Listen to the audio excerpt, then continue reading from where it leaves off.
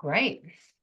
Good morning. Hello, and welcome to In Service to Transformation with me, your host, Claire Darnell. This week, I have the privilege of speaking to Natasha, who is an openly trans counsellor in training.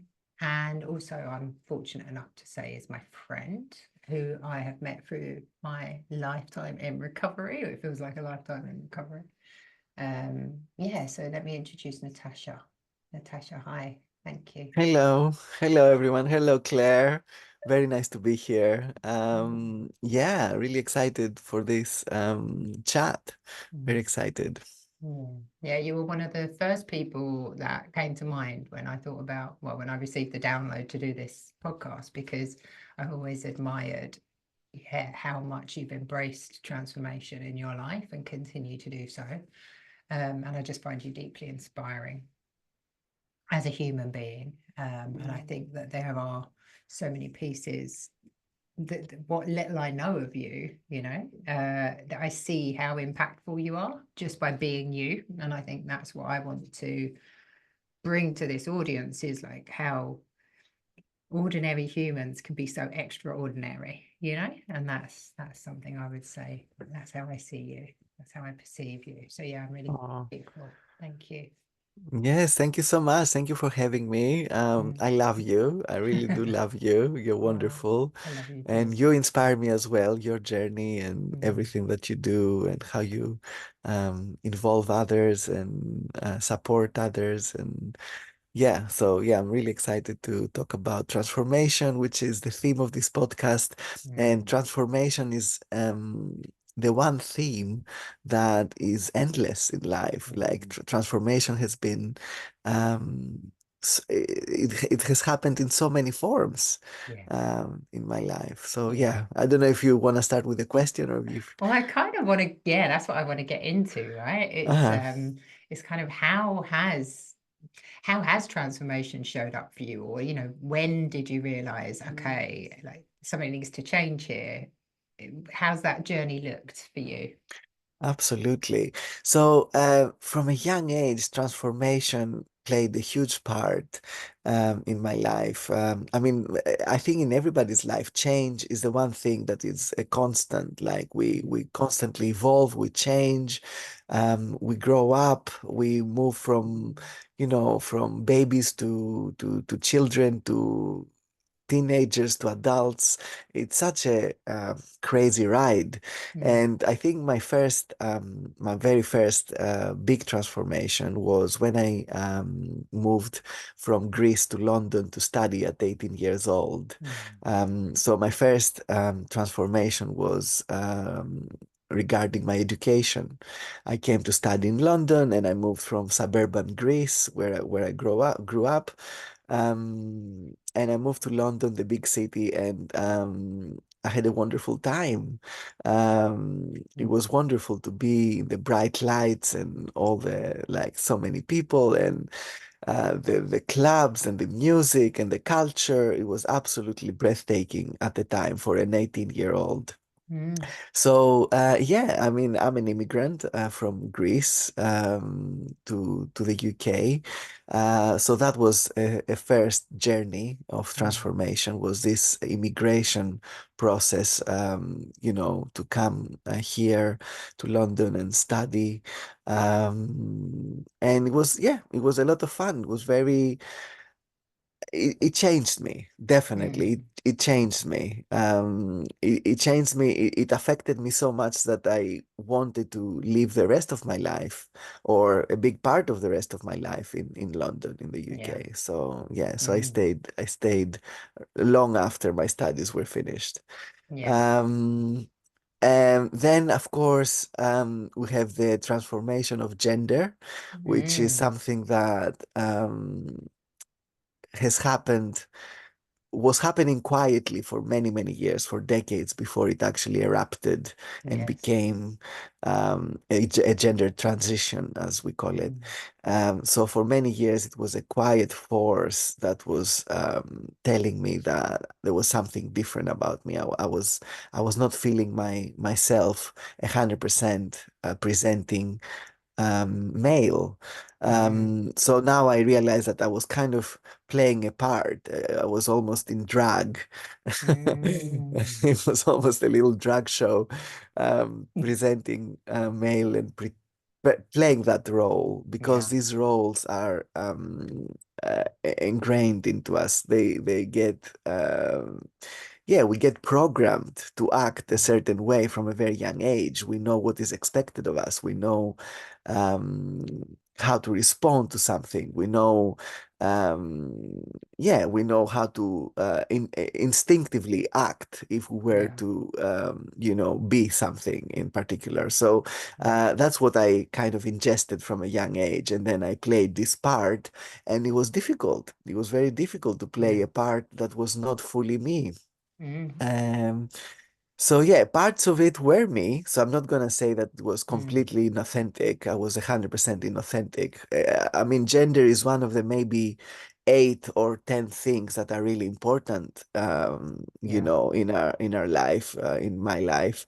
But it's not the only thing that is important. There are so That's many right. other things. Mm.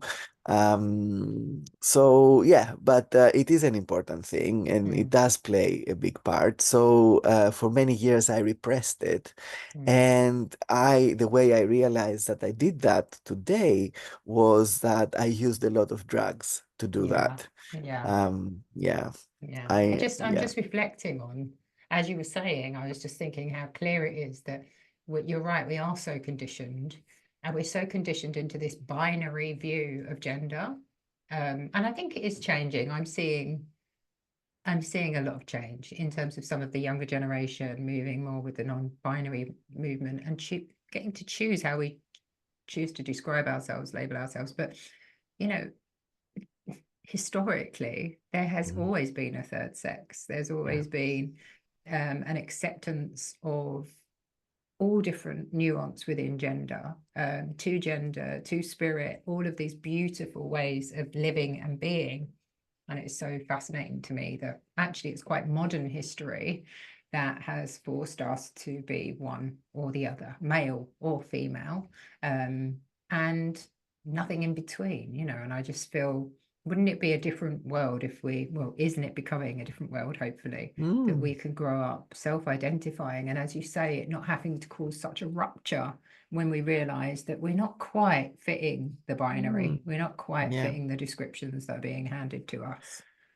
Mm. Absolutely, absolutely, 100%. I think in the past, with the colonial history of Europe Yes. and patriarchy combined Mm. with religion, all these other identities have been erased, Yes. because they didn't fit with the narrative that was presented of, Yes. the binary, the nuclear family and the binary Hmm. gender, and the creation of more people, Yes. more More workers for more the colonial workers, or machine that is, yeah, exactly, or capitalism. more faithful people, people of Mm. faith, whatever the religion might be. So Mm. yeah, so absolutely, it was this history has been erased deliberately, but it's coming back for sure. Yeah. It's impossible to erase something that will always exist. Mm. It's Yeah. impossible. I felt really blessed actually. At the weekend, I went to this beautiful festival called Queer Spirit. I don't know if you've heard of it, but it's very much a blend of queerness and spirituality. So a Hmm. lot of traditionally like the queer fairy movement, and then a lot of kind of queer gay pagans basically are part of the kind of the founding individuals behind the festival. And I was so lucky to be a part of this discussion about this very topic of Mm. religion, oppression, of the history of queerness. And there was a lot discussed around how actually, divinity, queerness. I've been really inspired by Mm. this topic, but there was a lot of discussion around how ultimately it used to be that how to sexuality, our sensuality in whatever guise, in our homosexuality, our fluidity of our Mhm. sexuality was fully accepted within religious circles, within Mm. temples, within organized religion, let's say. Hmm. But then it was driven out, as you say, because of this agenda or Mm. these agendas.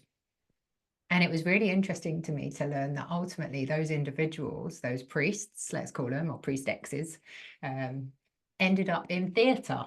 So a lot of people moved Mm. towards theatre, theatrical. And I was just thinking how interesting that is. That, you know, that creativity went into the theatre and how Mm. creative Yeah, and you know, our sexuality, our, however we choose to pursue our sexuality, our gender, our whatever that is, that's our creativity, right? So yeah. along with our freedom to express ourselves, we end up crushing our creativity ultimately, and we end up in this weird binary existence where there's just no in Absolutely. between, no color, no creativity. So I went off on one there, but yeah, it's just been fascinating to explore No, that. that's fascinating. I love to hear that. Mm, Yeah, wasn't aware of the link between theater and mm, like religion or the older religions. And yeah, no, that's fascinating. And I mm. think when you suppress yourself and repress your gender and your sexuality, there is no space for anything creative. Yes, You're barely able to survive. You're yes, barely able to live. You know, you have to live a lie, live mm, a very difficult. It's a very difficult place to be, mm, and that's where I'm going to link it with drugs because mm. drugs, in the way that they both dissociate but also connect one. Yes, They do both things. You know, they disconnect parts of the brain that are maybe critical. mm, That's what they did for me anyway. mm, Like when I used drugs, mm. suddenly the noise stopped. You Yes, know, the noise suddenly stopped, and I didn't have this critical voice. I didn't have this discomfort, this dysphoria that I was experiencing regarding mm, so many things, not just gender and mm, sexuality, but other things as well, like, you know, being different, being mm. alone, being somehow, you know, not accepted, you know, all the Yes. difficulties that come up for a human. Mm, And so at one level, it dissociated me from these thoughts, and it felt a very connecting thing with something else. It felt a connecting thing with myself, my true self, and it felt like a very connecting thing with others, because when mm, I was high, I was able to connect with others. I was able to have fun, especially at the beginning, not so much towards the end yeah.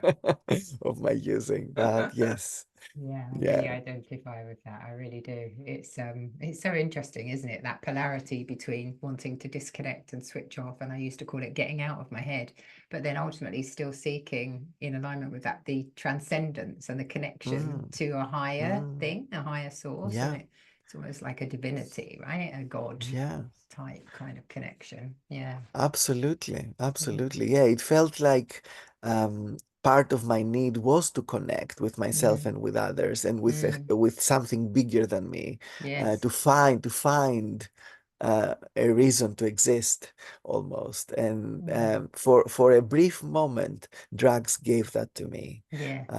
It's true. Yeah, Mm, drugs gave that to me for a brief moment. The problem with drugs being that it's not a sustainable solution, yes.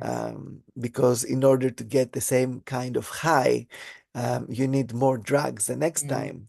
That's a physiological response to drugs. yes. Like you need more of a certain substance Yes. to create the dopamine and endorphins and the, you know, in your body, in my body. So um, yeah, of course it was not sustainable because the body suffers as a result of this Mm, abuse, and it is abuse. It is abuse mm. eventually. There's no other way to put it. Yeah, absolutely. So what happened next then? You kind of found yourself in this position of using drugs abusively, and you know, it's half a solution, half a problem. But where do we go from here? What's your story from there? Um, I was when I was using drugs, I used to cross dress a lot. Yes. Since I was maybe 7 or 8 years old, Mm, I dressed in my mom's clothes and my sister's clothes, and that was amplified by drugs. When I was high on drugs, I would feel even more like a visceral emotion of this, and it was partly sexual, but Mm. also partly it was a way of my trans nature to express herself, Yes. in a way that felt contained and Mm. manageable and safe. And I did it behind closed doors. I did it always behind closed doors. Nobody else knew about that, Mm. but it became a habit. Like, or I would revert to a fantasy world. I would go Mm. into a fantasy world and pretend, or um, um, you know, yeah, being this feminine existence in my head, but not Yes. in real life. And drugs helped me with this fantasy world, because drugs Mm. created this dissociative space that, yeah, it was vast. It was Yeah. absolutely, yeah, I could do what I wanted with my mind almost Yeah. Yeah. when I I could was just high. imagine you slipstreaming between the state of, functioning in the everyday life and then slipstreaming into, yeah, this alternate reality that we're able to create when Exactly, we're using exactly. drugs. And so when you were growing up, do you mind if I dive a bit deeper about this No, childhood please, experience please. of cross-dressing? So when you were as a child and you were cross-dressing, was this something that your parents knew of and were okay with, or how No. did that? No. Nobody knew about this. Mm. It was it was a secret that I thought I was gonna take Yeah. with me to my grave. Mm. I was terrified of it. I It was something that I couldn't control. I couldn't stop from doing. It was almost compulsive in some way, Yes. and I guess seeing it now with gentleness, of course it was compulsive, because gender comes natural to us. It's not even Yes. something, it's not, I can't possibly repress and gender, because Who it's a you are. natural form of who I am. It's a big part of who I am. So Yeah. the fact that it was compulsive, this cross-dressing, makes Mm. absolute sense today to me. And Mm. so it was a gender expression, an early gender expression. And yeah, it started very, like, as long as I can remember, Mm. I did wear women's clothes, and Mm. I did my makeup when I was 10, 12, 13. I started doing my makeup. Nobody else knew. Mm. I was doing it always behind closed doors, or when my parents were not at home. And yeah, nobody, it was my yeah, it was a secret for many Mm. years. Yeah. And I'm curious to sort of flip forward to you now as a trans woman. Your parents, have they ever indicated that they had an inclination or knowing that this was happening? Not really, no. My mom, when I was a teenager, had found some clothes, because I always had my own clothes. After a while, I started buying clothes when I Mm. was, I don't know, 14, 15. I started buying my own clothes and shoes. My mom had found some clothes at some point in my closet, but I think what she did, she just washed them. She just washed them and put them back. She didn't say Ah, anything, which is very interesting. When I came out to her a long time after that, mm. she said that she didn't know. But yeah, who knows? I don't know. Maybe Wow. some indication. Yeah. Yeah, that's so interesting. Mm. Great. Okay. So, I mean, I'd love to hear more about how you were able to move through the transformation or the process that really has enabled you to step more authentically into who you are Mhm. now, who you are today, and what steps did you take? How did that look? There's so much here, Yeah. right? How do we unpack this? But yeah, I'd love you to take the lead and let me know what you're comfortable Sure. with sharing. Sure. So for a long time, I used drugs, smoking cigarettes. I Mm. smoked like I breathed almost. I was Mm. smoking 50 cigarettes per day. Wow. Um, yeah. So I was smoking a lot. I was drinking alcohol. I was using drugs on and off throughout my late teens and 20s, and my early 20s and my mid 20s. And then there came a point in my life where I was in a relationship with a woman, Mm. I was always in relationships with women up to that point, Mm, and seemingly as a man. And there was this point with this relationship with my mm, friend, my good friend now, Nancy, and we almost got married. We were very mm, close. We almost got married, and I knew that if I was to get married and have kids with her, I would live a very, very miserable life. mm, It would be horrible for me. It would be a death sentence almost. mm. So before things got very serious, um, I I decided to come out to her. It was, I don't know how to explain it. It was a moment that I knew I had to come out. There Yeah, was a moment that came that I was ready to say it to her at least. So she mm, was the first person actually that I came out to wow, as a woman. Yeah, that was age 29 at that point. I mm, was 29 years old. yeah. And Yeah. you said that you're friends, you and Yeah, Nancy. we're good friends. Yeah. How beautiful that there's Yeah. that honor and reverence for one another, that you've maintained friendship. I imagine that that would have been quite hard for Nancy, um, because she was obviously in love with you. She wanted to marry you. Are you open to discussing what Yeah, yeah, occurred absolutely, after that? Yeah. 100%. Yes, yes. So yeah, it was difficult, but Nancy is very practical. She's a scientist, so Ah, she she yeah. went online and spoke to trans people online on online forums, and she thought that maybe we could make it work, Mm, even if I was to transition. Sorry. Even if I was to transition, that maybe we could make work a lesbian relationship mm, eventually. But that was not in my plans at all. I knew that my sexuality was highly repressed as well as a result of repressing my gender. So yeah. once my gender was out, I think I wanted to explore a lot more about my sexuality Mm, before I was ready to settle down. mm, So unfortunately, the relationship ended. The romantic relationship ended, mm, and yeah, very, very slowly from then on, I started coming out to more people, to friends, very close friends at first, yeah. some colleagues at work, very close friends from work, and it took about 4 years Wow.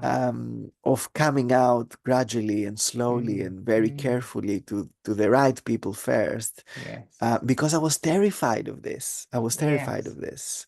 Yeah. Yeah, and well, you shared something with me when I was in my coming out process, Mm, which literally was gold. Where you kind of you said to me, "Oh, Claire, like these things that you're," because I was projecting a lot of fear and mm, judgment onto other people. So I was thinking, I was in recovery, and I was projecting onto my fellows in recovery that they're not going to accept my changing sexuality, not going to accept me in any new format. I was just like had to stay the same forever. And yeah, I always considered myself to be somebody who was really open-minded, and yet you helped me to identify, and you pointed out, Claire, this is your internalized homophobia that you're projecting onto everybody.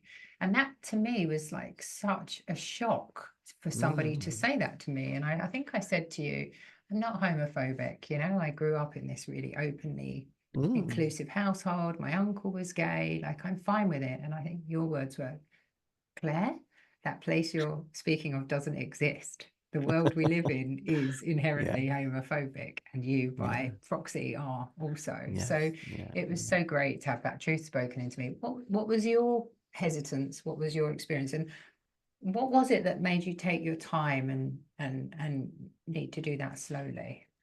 Absolutely. So I was terrified. I was Mm, terrified of it. Even the word transition, mm, I couldn't say that word. It was too mm, much. I didn't, for years, I was moving towards a gender transition, but I couldn't even speak about it. It was more like a thing that I had to do to start slowly moving forward. I was terrified. Exactly. I was internally very transphobic. Yeah. We grow up in a society where it's inherently transphobic and homophobic and everything else. So, Mm. yeah, I had from a young age, I had been programmed to think that there's something wrong with trans people, that I was wrong. There Yeah. was something wrong with me, So that being faced with that is a terrifying thing. Mm. So gradually, with a lot of help from my therapist as well, I have to say that, because without my therapist, which I'm still seeing now, Wow. Yeah. has been my therapist for 25 years. Amazing. Um, I wouldn't have survived this. So yeah, with help from my therapist and my friends, I gathered momentum. That's how Mm. I can, I started picking up things that people were telling me, the acceptance from this person, acceptance from that person. I started experimenting with gender presentation again. I started dressing up as a girl, as a woman, and going out clubbing or going out for a drive with my friends that I Mm. trusted. So very slowly I started gathering momentum. I knew which way I had to go. It was Yeah. just very difficult to get there. Yeah. Yeah, Slowly but surely. Yeah. yeah. Yeah. And again, that is another thing that I, I think it was actually my girlfriend who said it's okay for you to take your time. There's no rush. This is your coming out journey, and yeah, you can take as long as you need to and afford yourself the privilege and the luxury of taking time.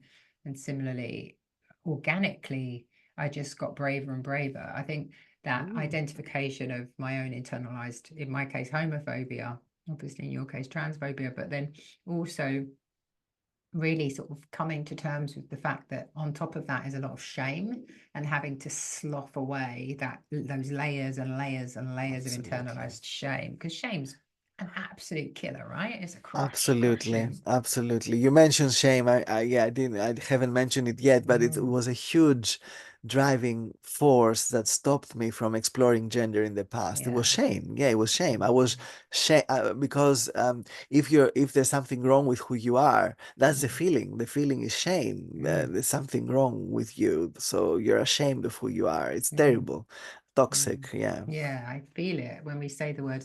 I get the visceral, physical response to Mm, it, and it is such a terrible thing to live a life in shame and to have shame projected onto us. And yeah, I mean, it's really courageous to be willing to do the work around unshaming, de-shaming. Yeah. yeah, yeah, yeah. Oh, so I'm feeling excited by this journey that you're now on, right? You're gaining momentum, and I think I do remember encountering you in the early days of my own recovery, because I've been around, what, it'll be 13 years in December, and I do remember encountering you. Mhm. And I think this was just after you had started that transition journey. And I remember Probably. meeting you in I think there was a fundraiser, a club night, and you DJ'd there or Right. something. Ah, yes, maybe, Yeah, in Stoke yes. Newington or somewhere. And Maybe, yes, yes. I just remember thinking, fuck yeah, this woman's incredible. Like, you were so doing your thing and just being you. I just had serious respect for you, Oh, because one of the things I've always thought is, surely no one chooses to be trans, right? No one chooses to make themselves an outlier. No one chooses to completely change everything about their identity unless that calling is so deeply necessary. And exactly. my experience of trans people is they are the most incredibly courageous people I've ever encountered. That doesn't mean I don't have some inherent misunderstandings about this community, but yeah, this is serious fucking superhero shit that's going down here, right? Walking a life outside of the body that you've been given, right? And Yeah, making yeah, changes yeah, yeah, necessary to yeah. become more authentically you. Yeah, yeah, it's Yeah, it's a weird place to be, and I mean, my trans experience is different to other trans Of experiences because course. every experience is different. But as a Mm, binary trans woman, yeah, yeah, living in a very coming from a very heteronormative background, pretending to be cis and hetero for a long time as a man, let's say, but. yeah. So yeah, it's a huge shift from one to another. It's like an inversion almost. Wow, my tiny mind is blown. So yeah, because we're talking here, everything's changing, right? So you're changing. Sorry, I'm just getting my head around this, right? So you're changing your gender, and also you're changing your.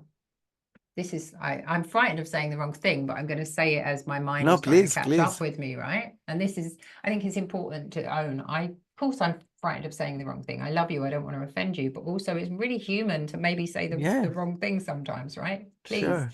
correct me if I'm wrong. But as I'm hearing this, it's like, okay, I'm transitioning. I'm changing my gender orientation, and also I'm changing in a binary sense my sexual orientation. Like there's this element of also now I get to be with people that I find attractive. In your case, you're attracted to members of the opposite sex because you are a Yeah, woman, but you yeah. have been, there are so many layers to this. So many I'm layers. fascinates So many me. layers. I just want to say that I don't feel like I've reassigned my gender in any way because my gender was very clear to me from a young age. Amazing.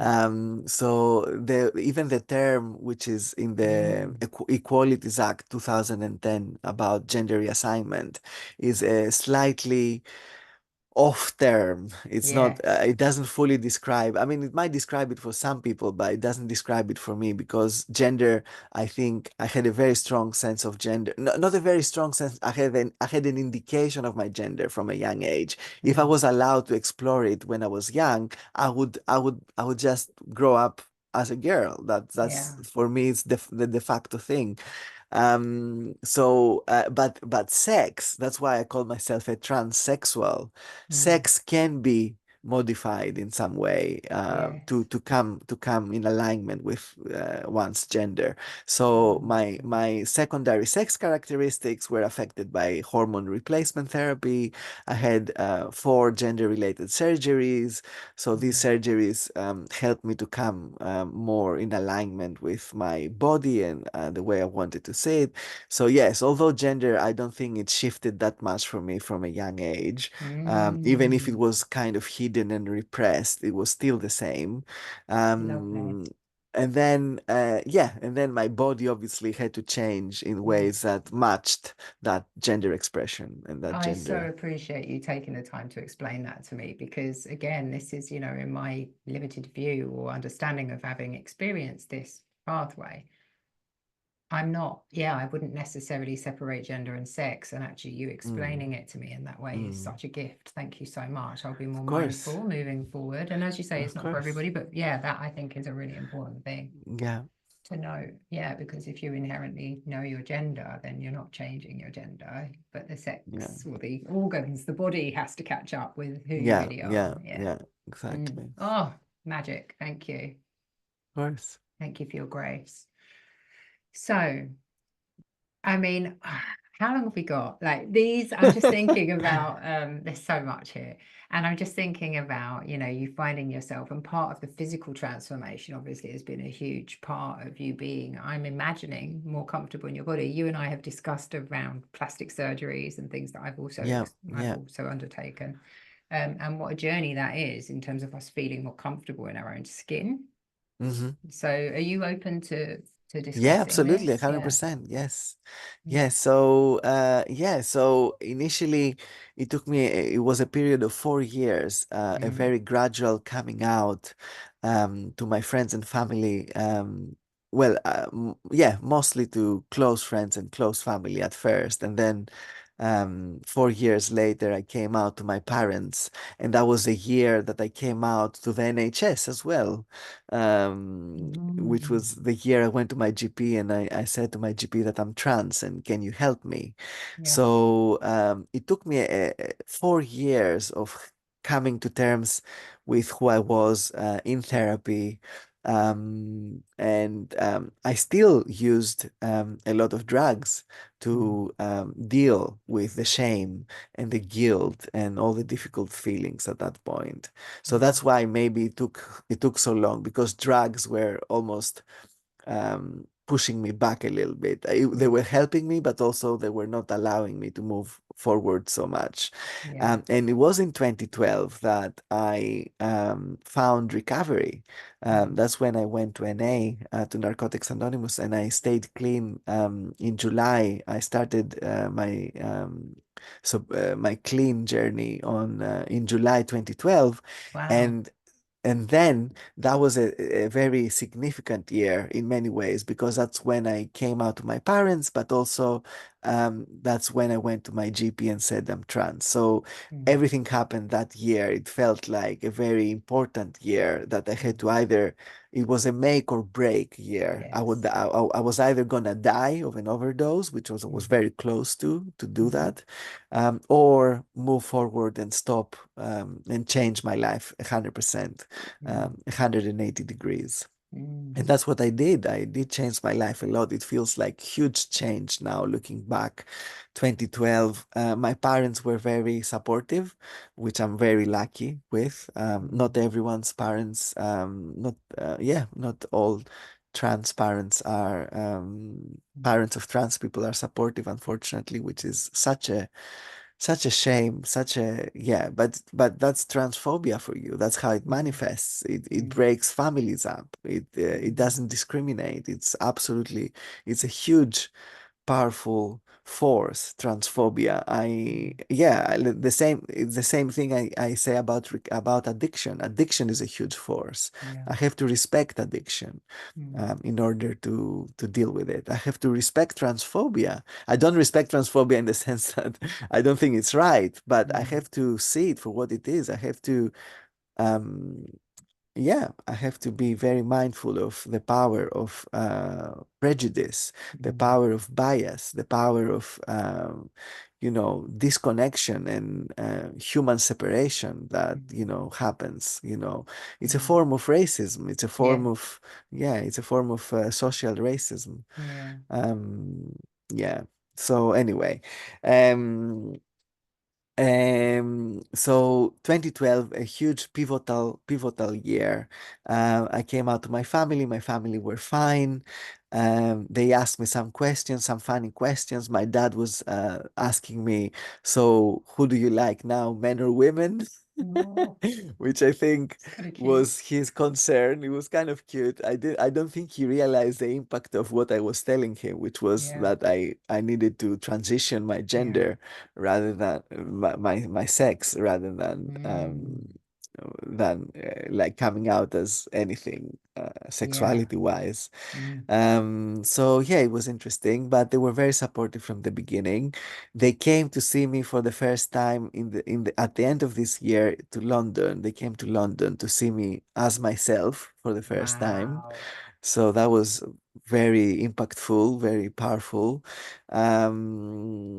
We've been on a journey. They have been on Mm. a journey as well since then, because a transition journey is not just for the person who transitions, but it's also for the people around them. Yeah. It's a transition for them as well. So it was a Mm. transition for my parents and my sister and my good friends. Mm. Um, yeah, I've lost some friends, some good friends on the way. I had Mm. to let them go. They let me go. I don't know how to say that, but some people couldn't deal with my Mm. new situation, Mm. myself, my expression. Um, and then eventually, by virtue of being in the rooms of NA and being in recovery and doing the work with myself, understanding a lot about me, a lot of why I used drugs, why I had to do that to myself, why I was killing myself Mm. essentially. It wasn't intentional. I didn't. Mm. I wasn't. It wasn't a suicide attempt. It was more an attempt to free myself. But in Yeah. this attempt to free myself, I was killing myself. Unfortunately, that's how drugs worked for me. Yeah.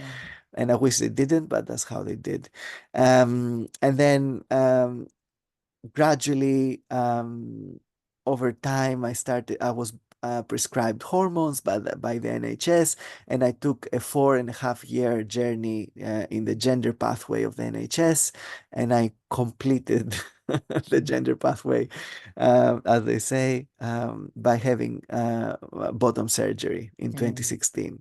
So 2012 to 2016 was the first part of my medical transition, Yeah. which ended up with my first surgery, which was a bottom surgery, a vaginoplasty. And then I had another surgery next year. It was my top surgery. I had breast augmentation. Then I had another surgery, which was a hairline transplant. And finally, in 2022, I had facial feminization surgery in Russia. So yeah. Yeah, wow. Thank you for sharing that so openly with Course. us, because, Of for some course. it is such a huge part of the embodiment, right? Of who we really are is so important for us to, to shed layers, to add layers, to do what we need to do in order to occupy our truest form. So yeah, I really appreciate that. And so this is a lot, and I think we've talked here about the consistent pieces that have showed up as you've been sharing with us, our recovery practices. I happen to know these are 12-step processes that you and I have both followed. You've obviously had the support of loved ones, and a lot of grit, I would say, internally. Are there other practices that you found were beneficial to you throughout this journey, where you've leaned into, I don't know, forms of spirituality, or any modalities, meditation, breathwork, anything else that you Yes. kind of found really helpful?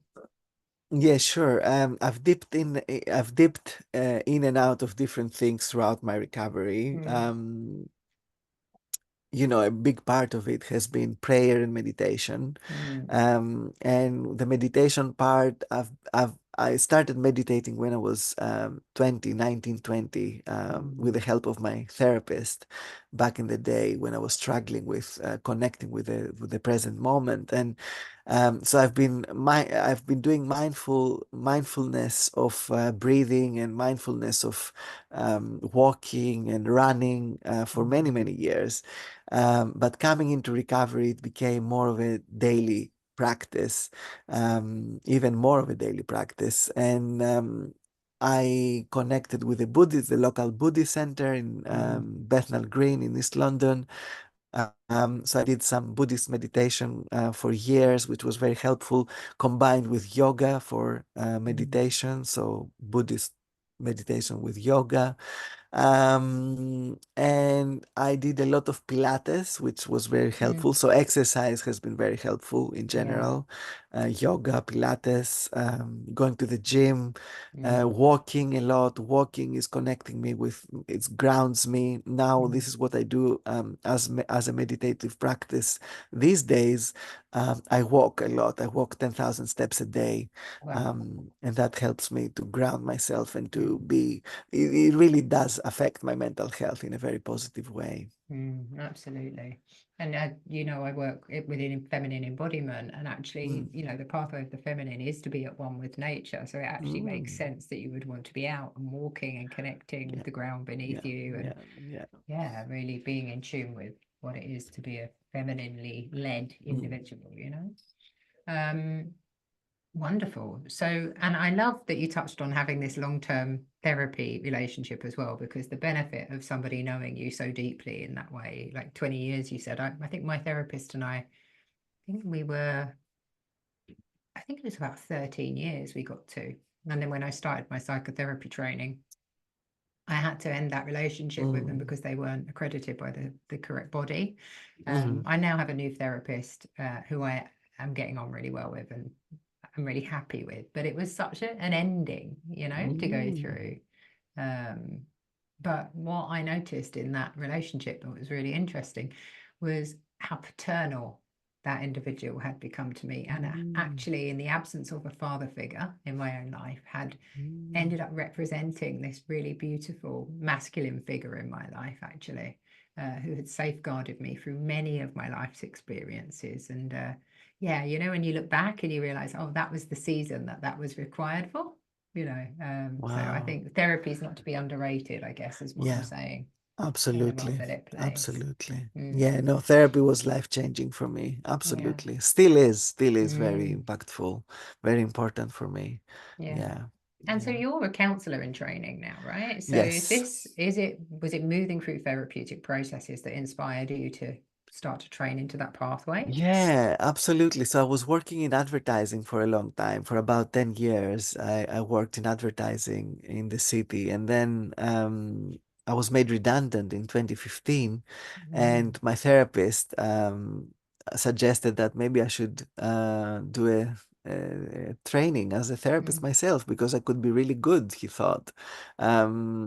Because when you're in long-term therapy, when I was in long-term therapy, so I kind of internalized some of the methods that he was using. I was very able to, listen. I'm a good listener as well. mm, So I was able to, yeah.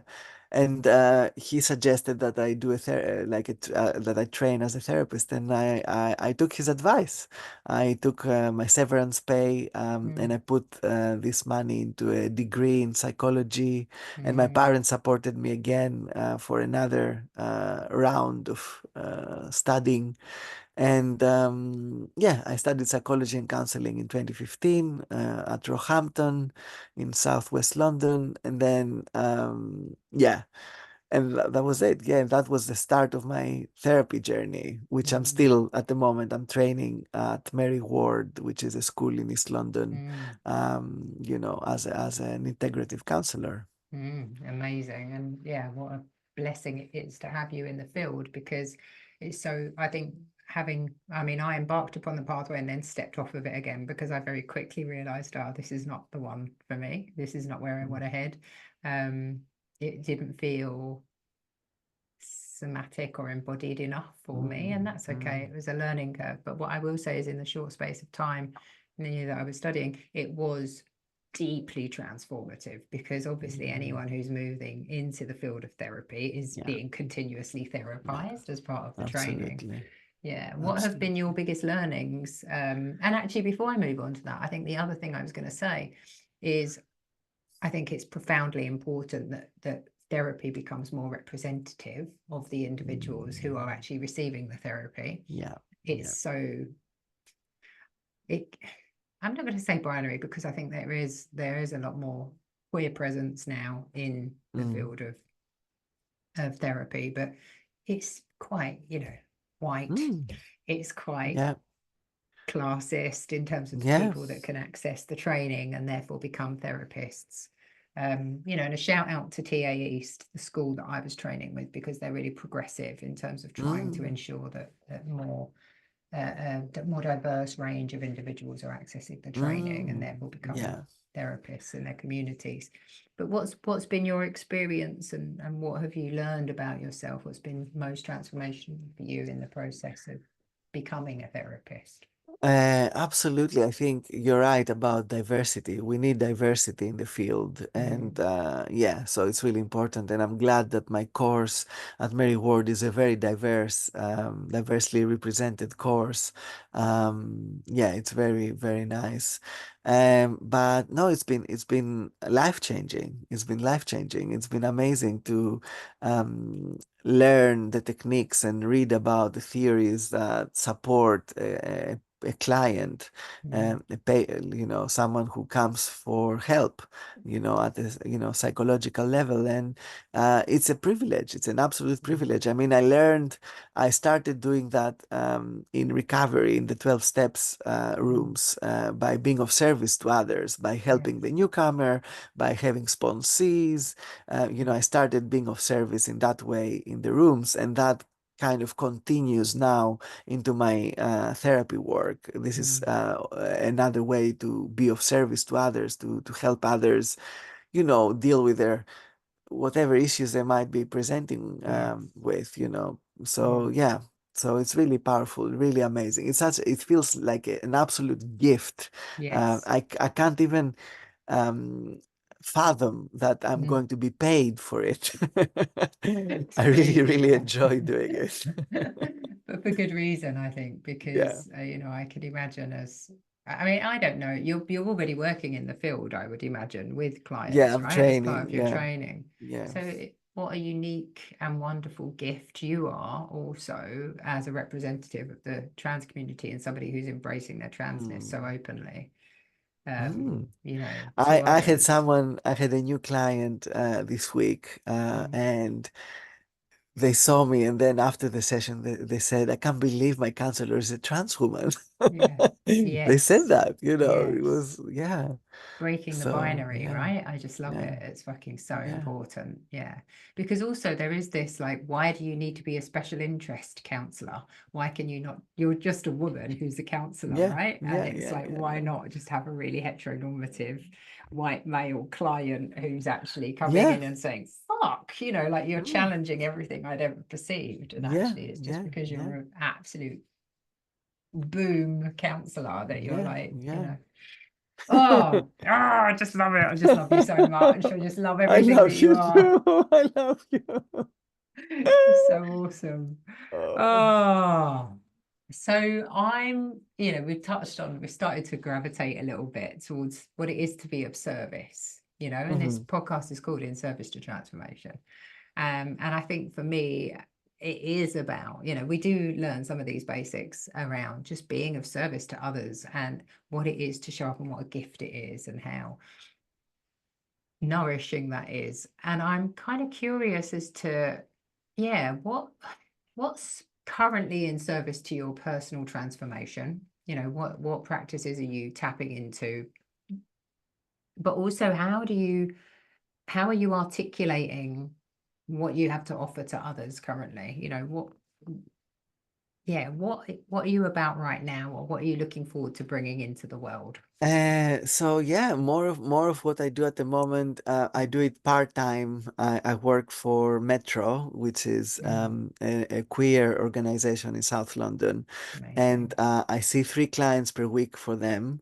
Yeah. And I'm hoping once I qualify, I can start seeing more clients. Really, I Mm, can maybe have 10, 15 clients per week. wow. 15 would be nice. Some Mm, of them in my private practice, some of them may be working for an organization, and some mm, of it may be voluntary as well, because I really believe in therapy becoming accessible to all. yes. We all, most people need it, I think, or many people would benefit from it. Mm, And unfortunately, it's not as accessible as it could be. mm, So yeah, I would love to contribute in making it a little bit more accessible. mm, Maybe when I start my private practice, I will have a sliding scale, mm, and help depending on the needs of each individual, able to support them. mm, Um, and yeah, so this is my jam. It's I want to mm, help others. I want to be a counselor with more experience, essentially. So I mm, want to start getting more and more experience. I've already started, but I want to continue getting more and yeah. more experience in the field, because a lot of the help that I give to people has to do with my own personal journey as well. Yes.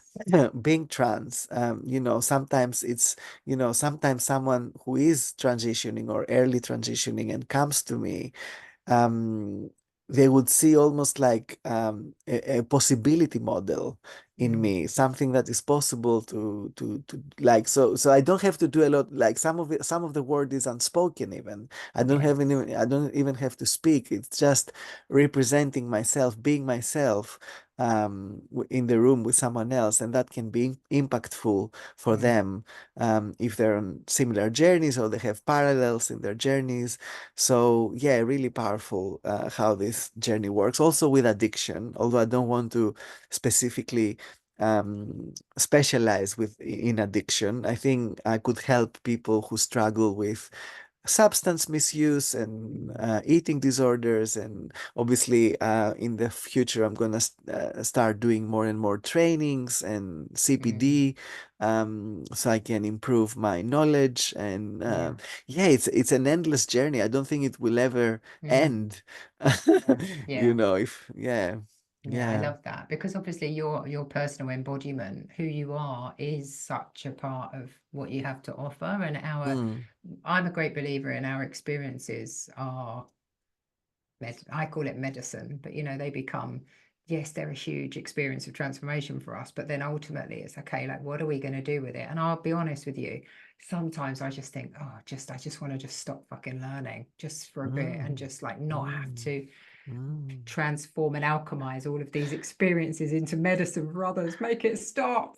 And then I also know that that's the point, right? That's why we go through these things. That's why it's really Mm. important that well, for me personally, I can't help but take what I'm learning and then offer it, offer Yeah, what comes through on the other side, of the pain and the absolutely. difficulty to others. I love that. I love that you say that, because that is it. This is a constant churning of Mm, receiving and then giving, and mm, receiving, giving and receiving, which is a constant and endless cycle. And yes. yeah, I need to be in this process. I want to be in this process, Mm, because we say in recovery, we keep what we have by giving it away. yes. If I want to continue on this journey, on this path of wellness and being, becoming a better person, and Mm, improving myself, and understanding myself more, exploring what I can be and how I can be with others, mm, then all this process becomes useful for others as well, that yes. come maybe a little later in the same journey or Mm, similar journey, and then we can support them, we can help them. It's magical. It's yes. such a gift. Yeah. Yes, such a gift. So when do you qualify? When will you be ready to accept all of these new clients that are going to benefit from working with you? My course finishes July 2025, Wow. but we have a couple of more months. Mm, I think maybe by September 2025, mm, I will be done.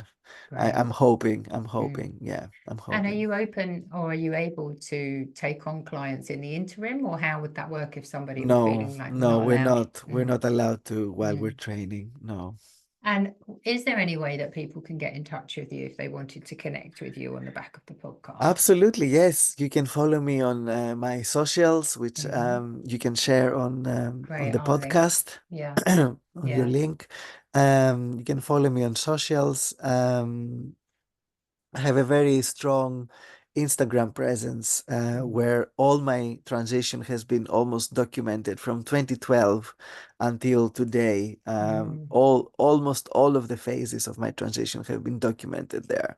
So if wow. someone is wants to have a look, and wants to maybe see what it looks like for someone, Mm, to move from one type of existence to another, mm, that's a great way to do that visually, like a visual yes. almost guide on how to do Mm, that. Yeah, and I'm happy to be in touch with anyone really that wants some advice or suggestions or support in some way. Of course, my mm, time is limited, but also mm. I always try to make time for people who are willing to ask for help. Yeah, yeah, because it's such an act of courage, right? To take that first step and reach out. So I usually I'll make sure everybody gets the links if you want to link with Natasha, and I really would encourage you, to check out the socials, and because I love your content anyway. You're just so you, and it's just like, whoa, this is what's happening now. Great.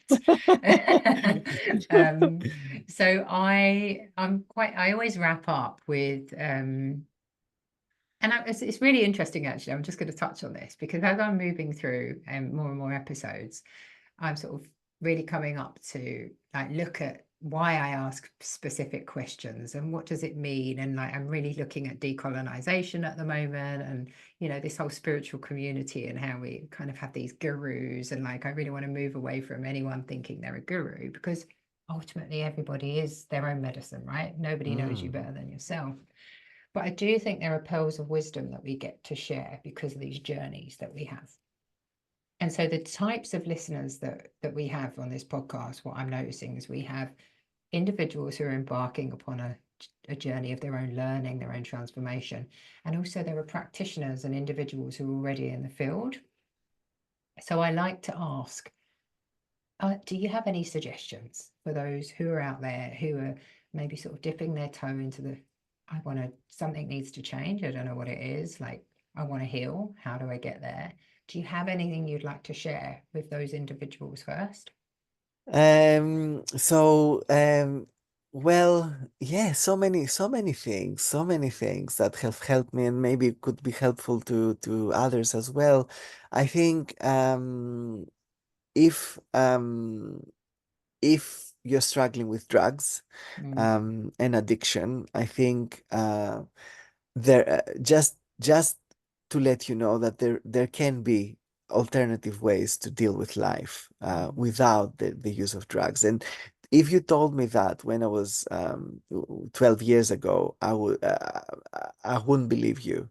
I mm, would absolutely would not believe you because drugs were such an important part of my life, such an intrinsic part of my existence that I couldn't see myself without the use of drugs. yeah. And now I realize that it was just, it was not real. That Mm, actually I can, of course, live a successful life without having to rely on substances of any form, even if that substance is sugar or mm, or um, or shopping or sex or whatever, like work. Addiction can take so many different forms. And yes. today I can live a balanced life, a more balanced life, because it will Mm, never be perfect. mhm, Which, I just want to make sure that people understand that it's absolutely possible. It's within reach for anyone. I don't yeah. think it's beyond the reach of anyone in particular because you've Mm, done too much or because you're somehow different in some way or your stories, your mm, experience is more severe. I don't believe that. I think every experience is different, but also every recovery is different and can be very, very powerful. So for me, what helped me were the 12 steps and mm, therapy and the 12 steps. mm, So maybe that can help you too. With regards to gender, I would say do your research. The internet is a big place, and of course, we have access to so many different stories and parts of information, and the ability to understand something by researching it has exploded in the last 20 years. Absolutely. So mm, use the internet and connect with others. Connection, I think, is very important. Having peer support, that helped me so much in my life, in the form mm, of 12 steps, but also in the form of peer support groups for trans people, yes. peer support groups of any form. Peer Mm, support is absolutely crucial for me, has been crucial for me. mm, With regards to therapy, I would say reading some from Yalom. I don't know if you know Yalom, no. the psychotherapist, American psychotherapist. Irvine Yalom. Mm, Some books of his were very inspiring to me to get into the journey of therapizing others. mm, His stories are absolutely amazing. Love's Executioner is a good one to start with. mm. Love's Executioner, very good book.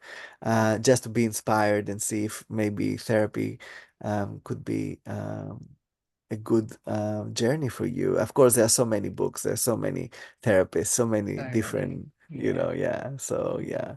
Beautiful. Yeah, I don't know Um, what else to. Mhm. yeah, and I guess like I don't I think it's probably crossed over a little bit, but for those who are already holding space or facilitating the healing of others, is there anything that you'd care to share for those individuals?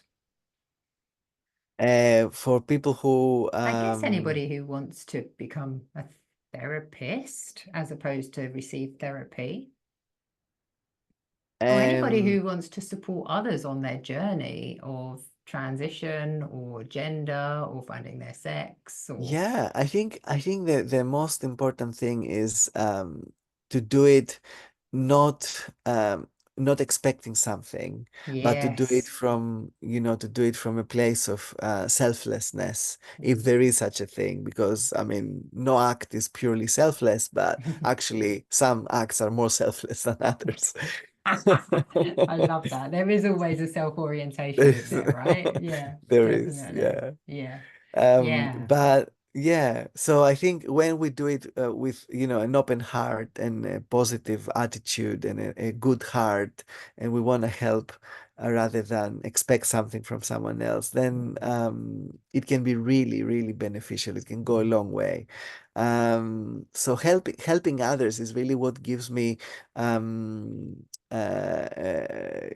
purpose in life these Mm. days, being of service, helping others. This is what is my life Mm. goal, is Mm. to be of service. So um yeah, I wouldn't underestimate the power of that, Yes. Mm. yeah. Beautiful. Yeah, and relinquishing control of outcomes, right? Just let it Mm. go. Like you cannot force an outcome, and another individual's outcome is exactly how it's supposed to be for them. For They them, are the yeah, expert on them. Yeah. Yeah, absolutely. that's been an interesting lesson for me to learn as a facilitator for sure. Um, Thank you so much. I'm so deeply grateful. It's been such a nourishing conversation. I've learned so I much more love about that. you, and I already knew you, but there's so much depth to you. I just love it. Thank you so much. Oh, thank you, Claire. That was Such a beautiful. pleasure. Thank you. Thank you. I will share this episode and I'll make sure that you get links to Natasha and the socials and all of that kind of stuff. But yeah, do get in touch with us and let us know if there's anything that, stood out or anything you'd like to know. And I just really thank you all for listening. Thank you so much.